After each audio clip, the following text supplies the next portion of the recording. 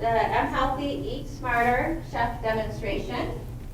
Thank you so much for coming today. I want to start out by thanking our sponsors, Aramark and the University of Michigan Health System for making this demonstration possible. And I want to also give a special thanks to Chef Christopher Albert, who put a lot of time and effort into finding the recipes and making modifications and preparing for today.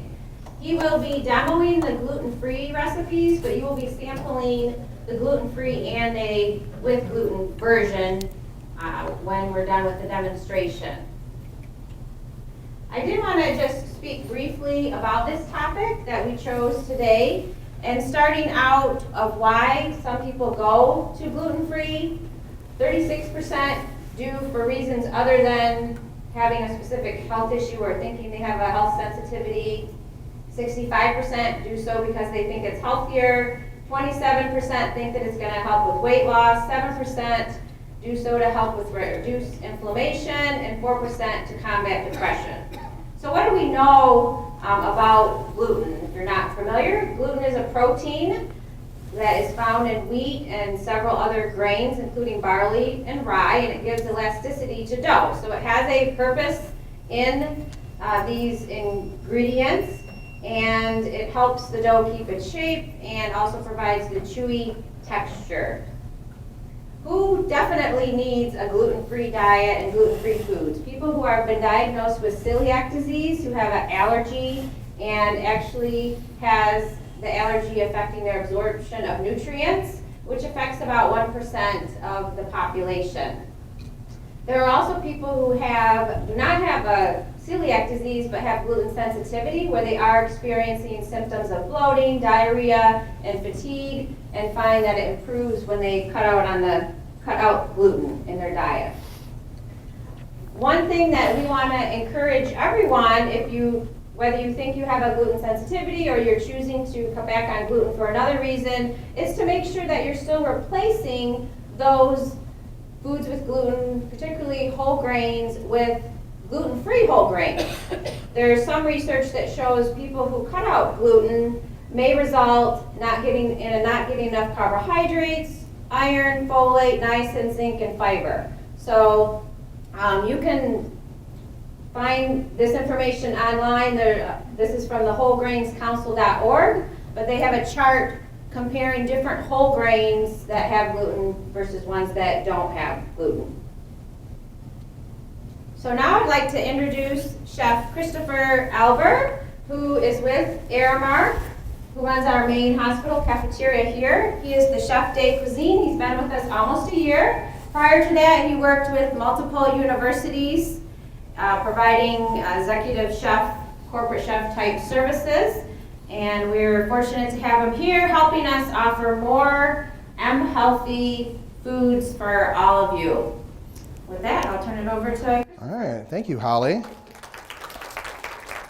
Good afternoon, everyone. I think it's afternoon now, yeah, just afternoon. So, welcome to the Healthy Chef demo for gluten-free, made without gluten. We use that term pretty synonymously, but two different things. Gluten-free is certified gluten-free, and made without gluten is making things without gluten. Just a little bit of a side note there. So, we're going to make 3 recipes today. First, we're going to make a quinoa tabbouleh, a grilled flank steak taco with avocado lime salsa, and then we're going to turn into a little baking because I thought that was important, and do a cornmeal citrus cake with a fresh berry compote over top. So we'll start with the quinoa tabbouleh. So its recipe that you'll taste out that is made with gluten is regular tabbouleh made with bulgur wheat. So we substituted the quinoa for the bulgur wheat.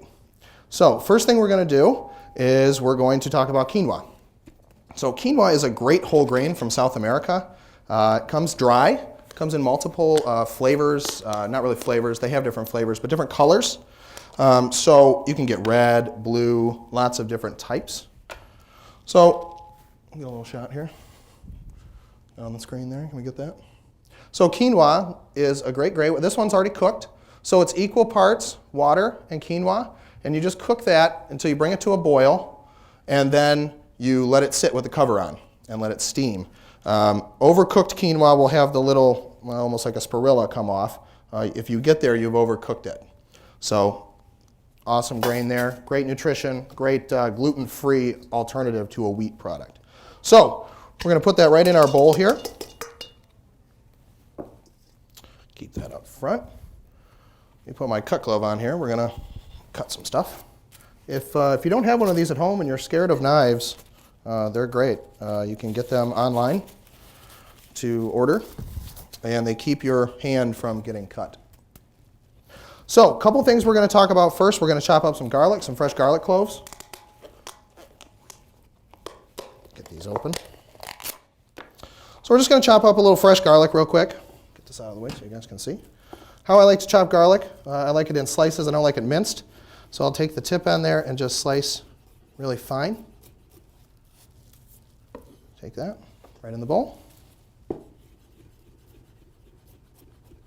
Now, garlic is great flavor, essential flavor for a lot of European cuisines. Also, Middle Eastern cuisine, garlic is very important. Our next ingredient is a little bit of oil, a little bit of extra virgin olive oil.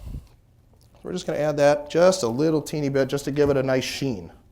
So then we're going to add a little salt. Just right here. Just a pinch. It's all to taste. Salt and pepper is always to taste for you guys. People have different levels of salt tolerance. I grew up with a chef as a mother, so I have a very high salt tolerance. She liked to salt things. A lot of people have a much lower salt tolerance. A lot of people don't realize they have a salt tolerance because they eat a lot of fast food, and we can all agree that fast food is loaded with sodium, right? So cooking at home and not using a lot of pre-made stuff is great because you can control a lot of your ingredients. A lot of people don't understand that because they eat a lot of pre-made food. But you really can control a lot of things if you can get it. So then we are going to add lemon juice. Then we'll get to our beautiful ingredients here in a second. Tomatoes and herbs. Just a splash of lemon juice, just a tablespoon. A little bit of black pepper.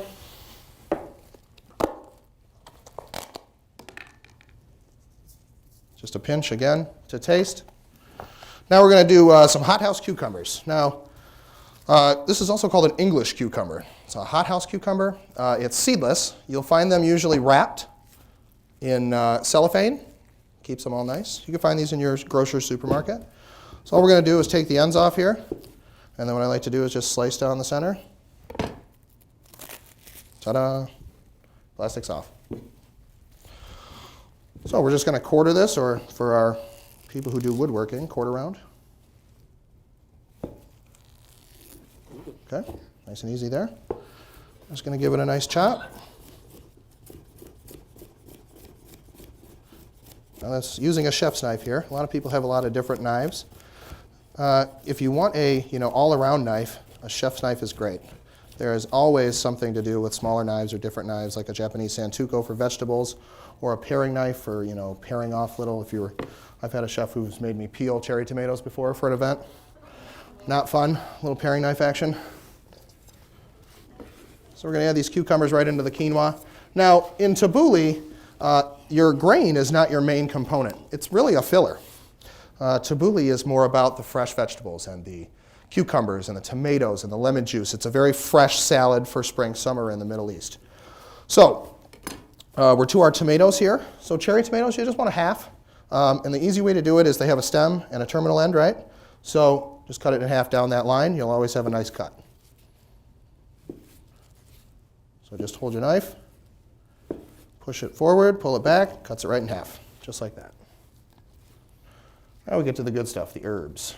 Okay, so fresh Italian parsley. Italian parsley has a lot more flavor than the curly parsley variety that a lot of people see in the stores. So if you have the chance to buy or grow Italian flatleaf parsley, it's a lot more flavor, a lot better for you. Also, most of the flavor in herbs is not actually in the leaf itself. It's in the stem. So parsley stems, cilantro stems are great to save and use in stocks like a chicken tortilla or a bouquet garni for a stock, which would be parsley stems, a couple other ingredients, thyme, black pepper. So all we're going to do is keep that little bundle, the wrap on, keeps it all together. Just fold the top underneath, we're just going to jog this just like the cucumber. And when you start getting into the stems, that's okay. It's just adding that flavor. Just make sure you're cutting it nice and, well, not a lot of waste, right? So you get down to about 2 inches above the band. Stop. Take it, throw it in the bowl. Now the mint is a little more difficult because you don't want the stem in there, so you're just going to pull back from the terminal end there. Get all kinds of nice mint. I don't know if anybody can smell that yet, but it smells amazing up here. Well, we got all that nice mint. Save a couple of terminal ends for some garnish. Kind of just bring it together in your hand here.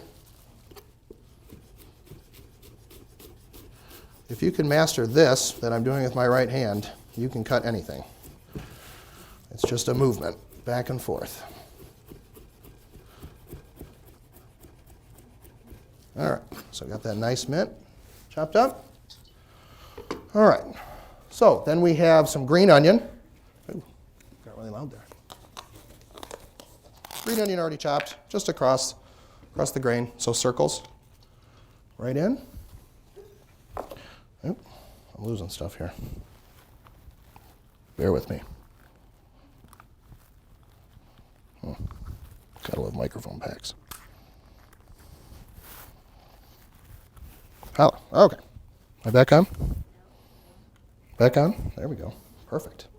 Okay, so we have a little bit more lemon juice to put in, just to coat all that stuff again. And then all we do is mix it up. So we're going to have all that nice green with a little red. We're going to add a little bit more cucumber. There that stuff is. Tomato. It's really going to bulk it up with a nice fresh flavor. I don't know. A lot of people use cucumber a lot, but it is great for refreshment in water. So to have it around is always nice. All right. So we're going to get that nice red, green, and then the white color from the quinoa. Now, if you were to use a different color quinoa, such as red would look cool with this. You could use the purple or blue variety. It's very nice. So it's just going to look a little nice sheen from the oil and the lemon juice, have a nice flavor. That salt and pepper we put in there brightens the flavor. So if anybody, everybody remembers salt is not really a flavor, it's a flavor enhancer. So when you put too much salt on, it becomes salty, but it's not really the flavor of the salt. You're overpowering the flavor of the food. So salt is great just as a little pinch here throughout the cooking because you're kind of trying to match that salt tolerance with what you have in your personal. So, throw another glove on here. I'm just going to plate this up. One of our nice bowls here. All right, that would be a portion. So we're just going to take those nice mint ends that we were talking about earlier. Right in. Right in there. Side shot there. So we have quinoa tabbouleh. Beautifully fresh. Little mint garnish there. And that's really how easy that is. The quinoa takes about 10 minutes to cook, max. And then you really, it's just about chopping your fresh ingredients. Nothing that you don't see in the supermarket, nothing that you don't have at home already. I grow cucumbers, I grow cherry tomatoes, all of that stuff every summer. So it's something that is really readily available, especially right now. So this is a perfect salad for right now in spring. Everything's kind of coming up. Okay, let's move to the flank steak taco. It's going to smell really great in here coming up. Just wait. Okay, so the first thing we're going to do, and just a little note about bowls. I have lots of bowls over here because we're going to use them all. But if you go to a culinary supply store and buy these cheap bowls, they last forever. They're great. They ding up a little bit if you get them, throw them around. But they're great for, if you go to Home Goods or something, you can spend $10, $15 on something like this. These are cheap, throw away $3 or $4. So a tip. Okay, so we need to get our rub together for the steak. So we're going to be using a flank steak here. So we have lots of nice chili powder, which is our main base for this rub. we have salt and pepper.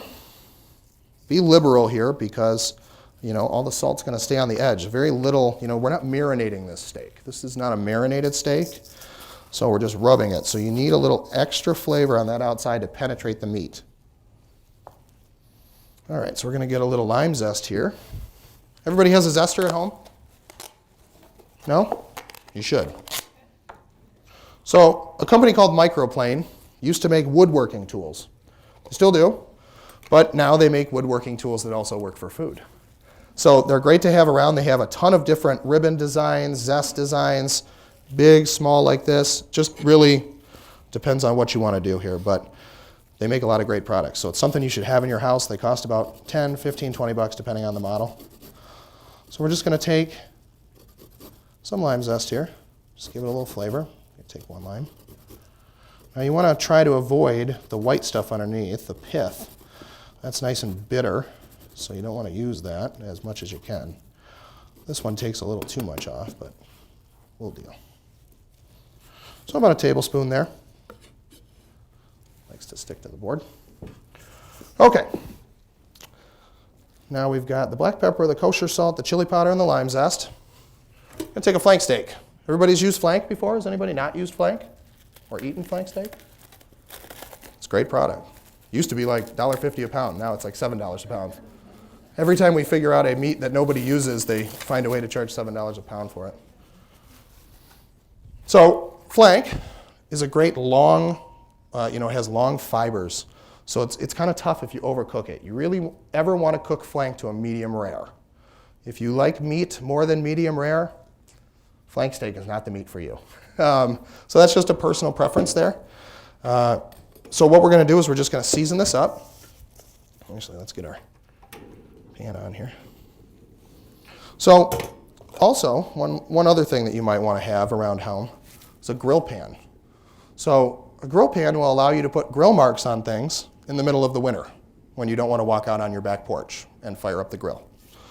So good thing to have. Just again, you could go to any store that sells pans, Kohl's, they have a lot of those. So we're just going to oil the bottom of the pan there. We're going to mix up this nice rub. It's going to get nice and red. And then we're just going to coat that liberally both sides. Once again, you don't want to skimp on the seasoning on the meat.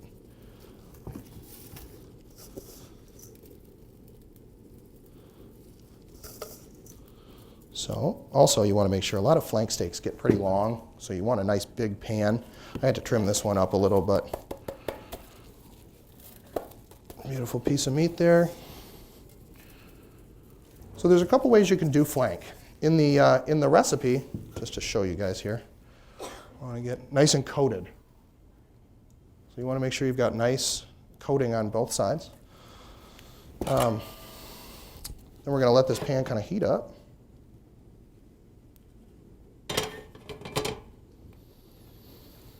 Get a little clean up here.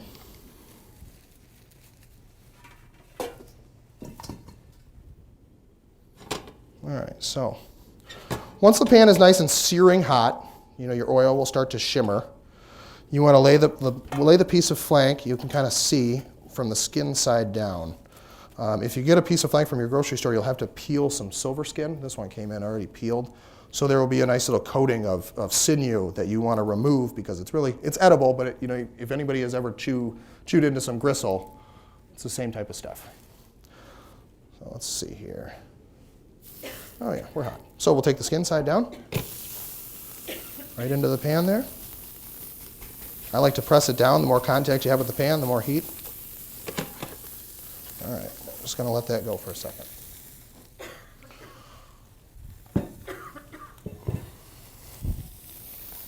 All right. While that's moving around, let's make some salsa. Grab another one of these pans. So we're making an avocado lime salsa today. This is going to include a couple of ingredients. So we have tomatoes, onions, lime juice, all the normal stuff that you'd see. So we have diced tomato,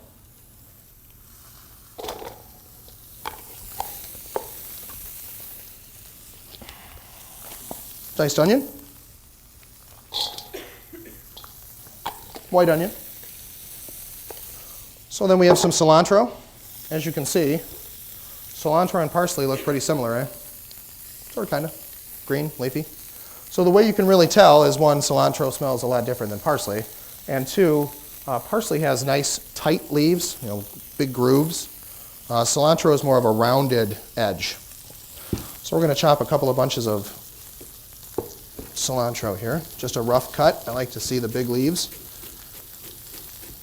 And once again, the stem is the most flavorful part in the cilantro. So we want to make sure we get a little bit of that in there also. A little bit more lime juice. A little garlic. Let's just check on our meat here. Seems to be moving along nicely.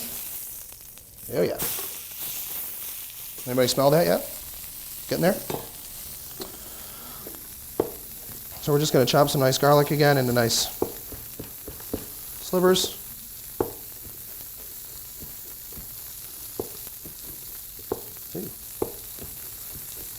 All right, just a little bit of garlic there to boost the flavor. So now we've got to get into an avocado.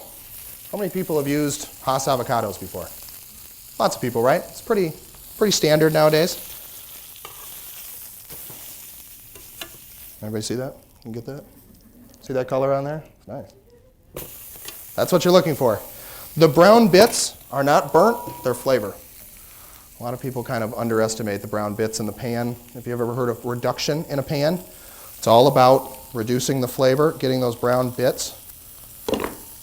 So you don't necessarily have to peel the sticker, I'm just used to it.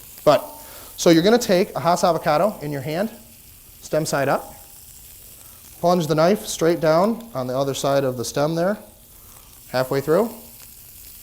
Okay? Roll the knife on the pit until it comes back to its original position. Break it in half. Now you have half avocados. How do you get this pit out? Anybody know? With a knife, right. So you can either kind of peel it out or you can do the easy way. It's kind of scary once you get used to it. There you go. Pretty simple. Do one more. So take the knife, plunge right on the other side of the stem, work it all the way around until you get back to the point. Split it. Take the knife. Now when you get an older avocado, it's a lot easier to get the pit out. Newer avocados is a little different, right? So what we're going to do is I'm going to turn this down because I don't have a oven to finish this. So we don't want to burn it here. So we're then going to take, this would be a good use for a paring knife or a boning knife. I didn't bring one with me, so we'll do it with the big chefs, but just want to draw your diagram in here. Come over here. So then we're going to do the other way, right? Oh, I now realize I forgot something, the spoon. We'll deal. Okay, so we're going to take the avocado, now that it's all scored, and we're going to come in the side and push it right out. And that is how easy dealing with avocado is. So this is why a cut glove's nice, because I'm literally cutting right into my hand, right? Not as much fun. All right. Push that out. Ooh. Explosion of avocado. Okay, so we've got some avocado in there. We're just going to mix that up, a little bit of oil, just to give it a sheen again.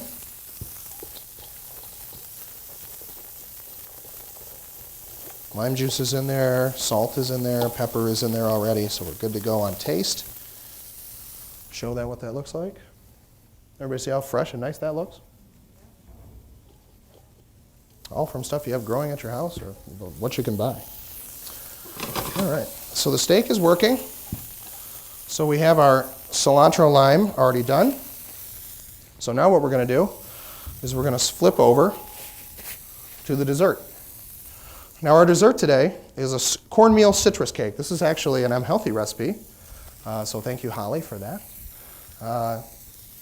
It's a great recipe. It's a little complicated, but I think once it's not a standard cake diagram where you take your sugar and your butter and you cream it and do other things.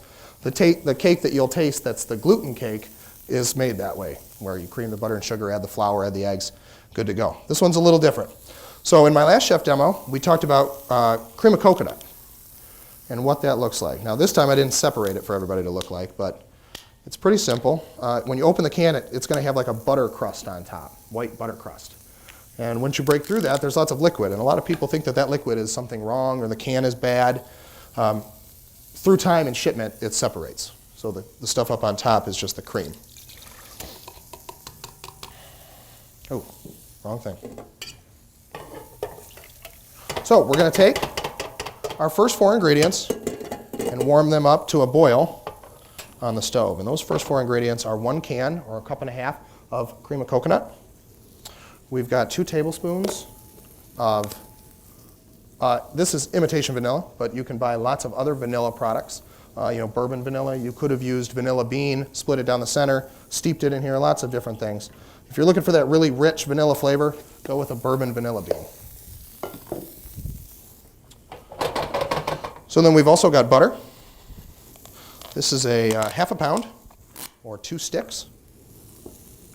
So when you buy butter in the store, you get it in the stick form, right? Unless you buy the Amish butter that's like a pound up top. All right, let's check on this steak real quick. Yeah. So just another look here at what the steak should look like. Everybody see that?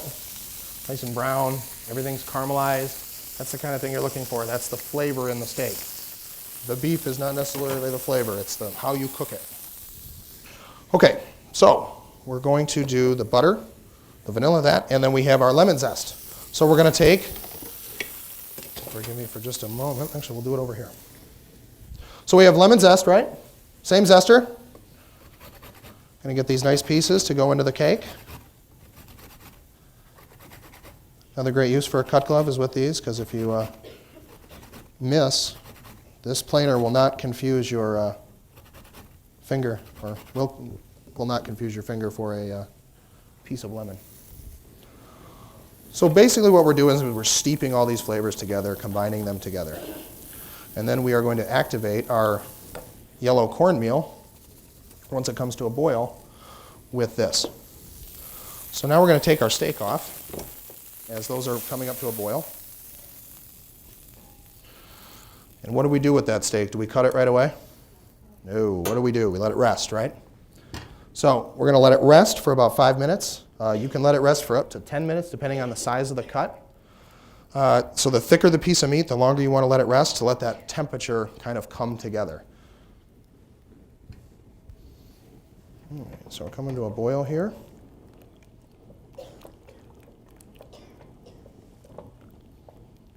So just to show what it looks like here. So we've got our nice mixture. Butter's melted or almost melted.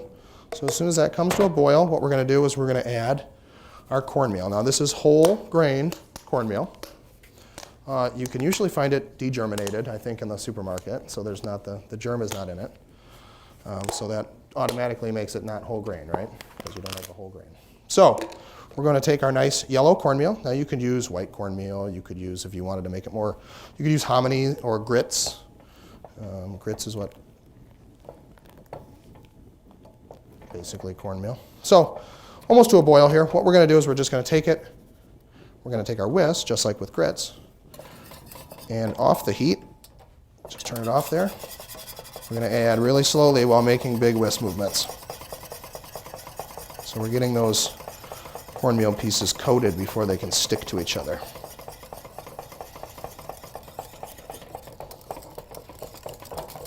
So now we have something that resembles porridge. Butter, cornmeal. So now we're just going to, ooh, it's coming all over me.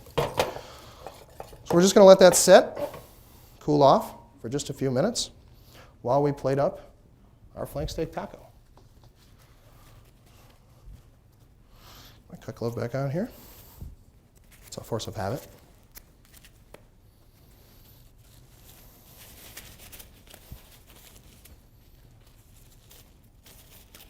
All right, so tacos, most people eat them with flour shells, right? We've become accustomed to that in America, eating flour shell tortillas. Not exactly traditional.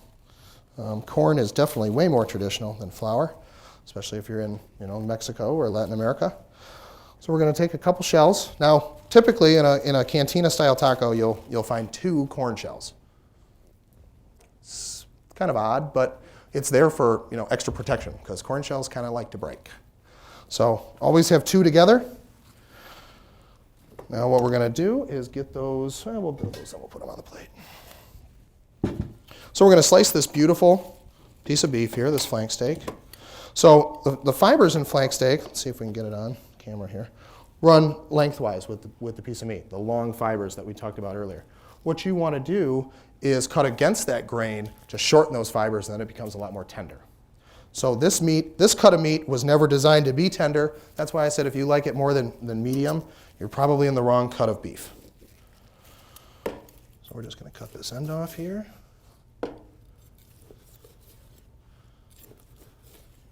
So what I'm doing here is I'm kind of holding the meat, okay? And I'm taking my knife, and this is the one time I say people that they should put a finger on the top of the knife, okay? Just steadies your hand on the angle you're trying to cut at. So nice, long. Now, if you wanted to make this more manageable, you could cut it in half if your knife skills, aren't phenomenal. And then you get nice, thin pieces of beautiful medium rare beef. Get that out there. So everybody see that? Nice medium rare, perfect, cooked through. Okay. So we're going to take those nice slices of beef, cut a couple more of those small ones. They seem to work a little better.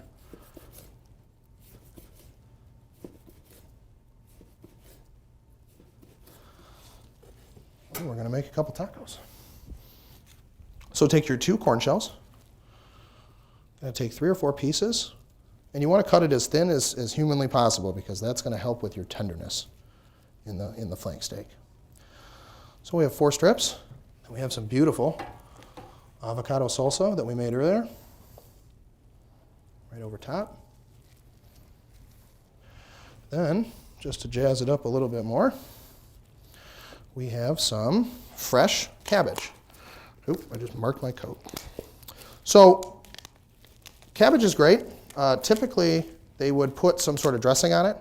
For us to stay in the healthy zone here, I decided to take it off. But you could dress it up with a little olive oil, vinegar, just a few other things. Lime juice.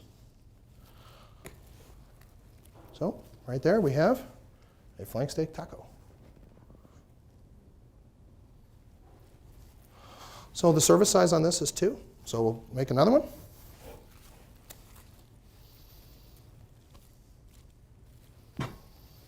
Salsa right on top there.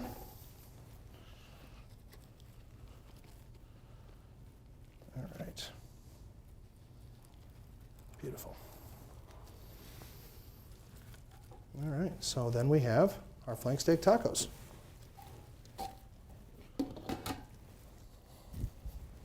Really simple dish there, really easy to do. Once again, not a whole lot of components. A lot of stuff you already have in your area, in your house, in your pantry. Really easy to get, find, just simple spices. All right, so now do a little cleanup here. And we're going to move back to dessert. So has anybody ever used a cast iron pan before? Everybody has one of these, right? Or maybe. So cast iron pans are great. They work great. They retain heat really well, but they take a little work, more than our standard stainless steel. So this one I found in our thing the other day, or our storage the other day. It's all rusty on the bottom. What would you do if you found this at home? What was that? Oil it.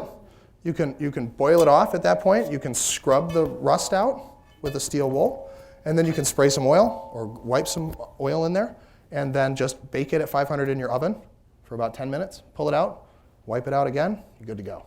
That's it, let it cool down. That's how easy they are to clean. You don't want to stick this in your dishwasher every time you use it. That's what we all do nowadays. So for the dessert, since it's a cornmeal cake, I decided to cook it in a cast iron pan, make it a little more traditional. So to finish our dessert, we are over here with our mixture here, our cornmeal mixture. We're going to put that right into the mixer here. Now, everybody has a stand mixer at home now, right? seems to be the rage and the fad nowadays. KitchenAid makes a great line. There's a lot of other people out there that make other ones too, so don't feel the need to buy KitchenAid. So we're just going to let that cool down in the pan for just a second while it moves it around. Then we're going to add some salt. I brought kosher down today, but don't typically bake with kosher, only because it has such large granules you want it to break up when you bake. So you want it to kind of dissolve and diffuse. So the table salt works great because you can do that. It's got such a fine granular portion. All right, so we've got that moving. We're going to add a couple more things here. We've got some honey, clover honey here.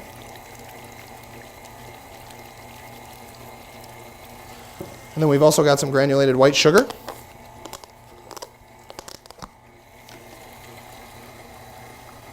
Just add that right in.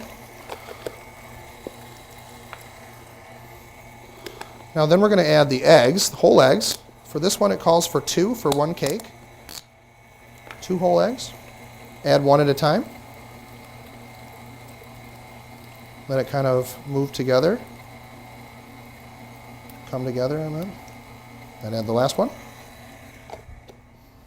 All right, we're just going to let that mix for just a second here as it comes together. And then, the thing that makes this gluten-free, obviously, is the cornmeal, but there's more to it. Cornmeal doesn't make a cake. You need some sort of flour component. Now, fortunately, this is gluten-free flour. So this is Bob's Red Mill cornmeal mix. Bought it at Meijer this morning. So you could definitely find this all over. Meijer, Kroger, everybody carries Bob's now. So all you have to do is go in and buy this. This is a great little ingredient. We're just going to add this slowly on low speed. We don't want to over-mix. Baking is a very exact science. A lot of chefs aren't very good at baking just because of the fact that it is it's more science and less, you can't change anything. Once you start, you can't change it. So we're just going to mix this together.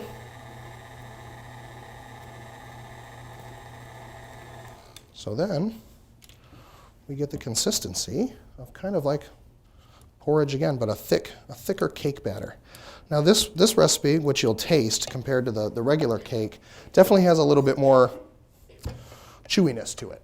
It has a little different texture just because of the corn and how the gluten-free flour works compared to a regular flour product. So we get a nice little, it's pretty gelatinous. So what we're going to do is we're going to put that right into our oiled pan, right? So if we have some oil and we're ready to go, and we're just going to take that, and this is calculated for this pan, so it's pretty simple.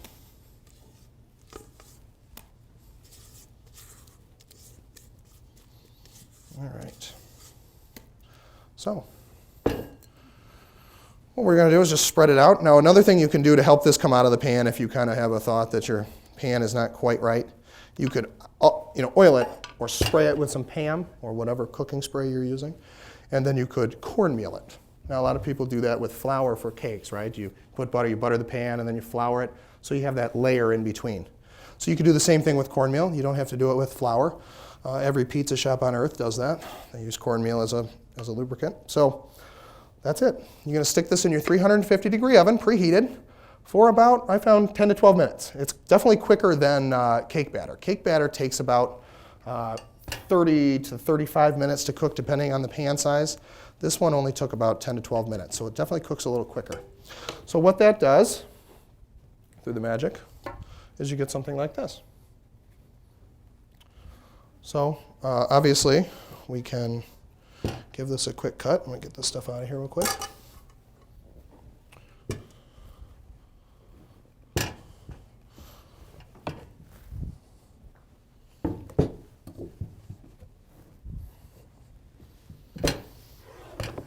All right. So we're just going to take it, pull it out. It comes right out. It's a miracle, right? So then you have this nice oiled surface on the bottom. This is what it should look like after you use it, kind of burnt looking. That's the right way. That's the right thing. So we're just going to take it, wipe off this knife real quick.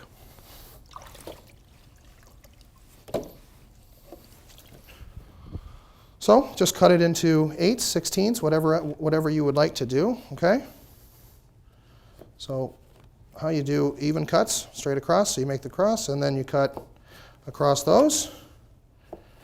And it makes 8s, but 8s is a little big. So let's cut it into 16ths. Maybe we'll do 2. So on this one, you know what, I just realized I don't have any berry compote up here. We'll taste it with the berry compote. So the cake has a little bit of a different texture. It's a little more gelatinous. Get it on camera here. So it doesn't rise up as much. Yes, it has eggs. Eggs is providing the chemical or the steam leavening here along with some water to kind of puff it up. But then because it doesn't have gluten to hold the structure, it then collapses. So you have to kind of watch that.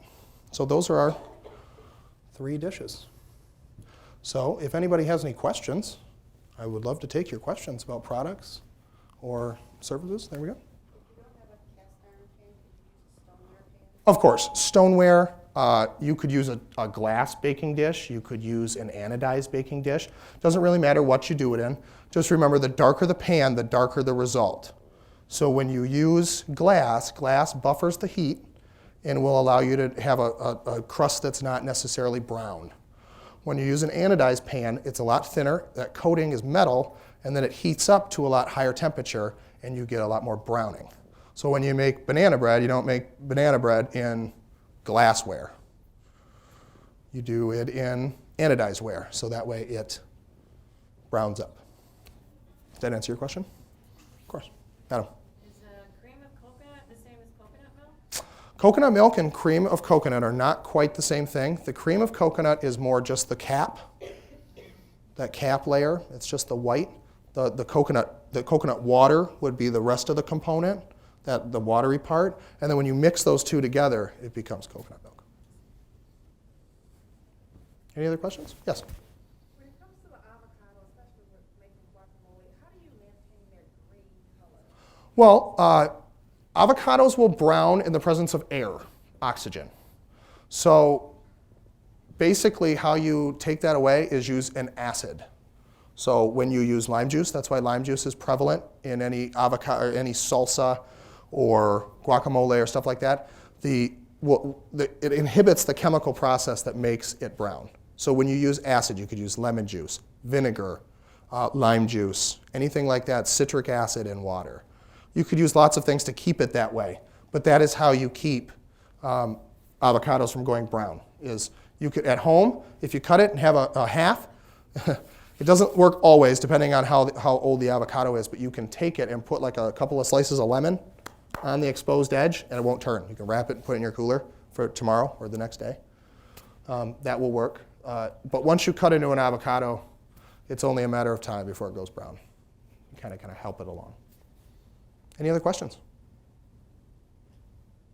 I see we're at time. So thank you very much.